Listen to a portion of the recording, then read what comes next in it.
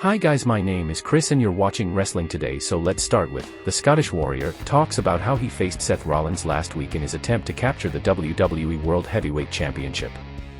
He mentions how he thinks he needs to take some time off from WWE. He then mentions that he didn't lose outright, but only lost due to Damian Priest almost cashing in. As he continues to speak, he takes a shot at CM Punk and tells himself that maybe he should leave for 9 years and come back to the Heroes Reception. CM Punk's theme hits. He says McIntyre didn't wear a kilt tonight, but maybe the fans would have liked it if he did. He talks about Piper being known for talking and says that if McIntyre has something to say about Punk, he'll just stand there and let him say it to his face. McIntyre says yes. He said it's been over a month and Punk is still here. He is surprised by this. He mentions that he made a bet with some other wrestlers about how long Punk would last. Drew talks about how Punk influenced him in many ways. Too many to list, so we'll only mention one. He talks about being one of the few who traveled the road with CM Punk in WWE years ago. He talks about how he had demons back then and when Punk announced to everyone that he was the leader of the locker room. He says he didn't act like that and he needed some back then. He mentions that Punk is not a leader, he is selfish. He tells Punk that he is now his leader and calls him a kid.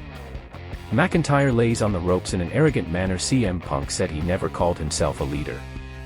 He led by example, but he called himself a savior. He says if he wants him to hold his hand, he can shave his head and we can bring back the straight edge society. He says that unless there is a leader who watched McIntyre leave this company. Him. He says he followed his lead on the way and coming back stronger. Punk says he's back, just like McIntyre is back. Punk says he's a nice guy, but when provoked, he's Satan himself. He says he thinks it might be time to tap into that side of him with the way Drew talks. He says he's here to win the Royal Rumble and win the title at WrestleMania, not make friends. Drew says he will be in the Rumble too, and if he sees him there he will take him and win the title and make it his own. Punk says this is getting spicy, so he's going to lead by example and leave before sinking his teeth into Drew's throat. Punk tells Drew that he's such a nice guy that he's going to be the last one out in the Rumble. He leaves and Drew smiles. The next story is about Becky Lynch continues to thrive in the wrestling ring and remains a prominent figure in the women's division. In addition to her success in the ring, she ventured into acting with appearances in the films Billions and Young Rock. In addition, her autobiography is to be published this March. Big Time Bex is a truly talented individual in anything he puts her mind to, no matter what.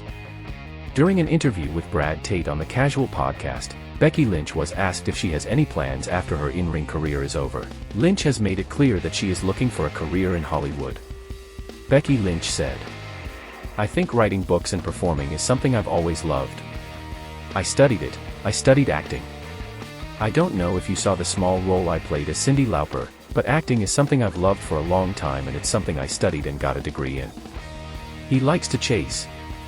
"Writing is also something I love and there might be something there too. Only time will tell." It remains to be seen if the former Raw Women's Champion ends up making a big splash somewhere in Hollywood, as fans would love to see her become a prominent actress. What are your thoughts on what Becky Lynch said? You feel that she should become a full-fledged actress in Hollywood? The final story is about The Rock's return to WWE. On the first episode of the show brought a lot of attention to WWE and what the Great One had planned.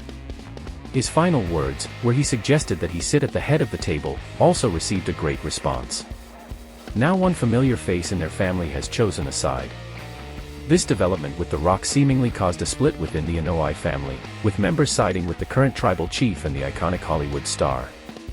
Jimmy and Solo Sikoa are aligned with Reigns, while Jay might lean towards supporting The Rock, although Jay is busy eating it up on Raw. Rikishi, father of the Usos, also hinted at a clear stance between his two cousins. Rikishi seems to support Roman Reigns and has made it clear on social media. The WWE Hall of Famer posted on X that gave fans a big clue that he would be siding with Roman Reigns over The Rock. The news was evident from Rikishi's tweet with a video of The Rock instructing the WWE Hall of Famer to stay out of his life, accompanied by a blood emoji in the caption.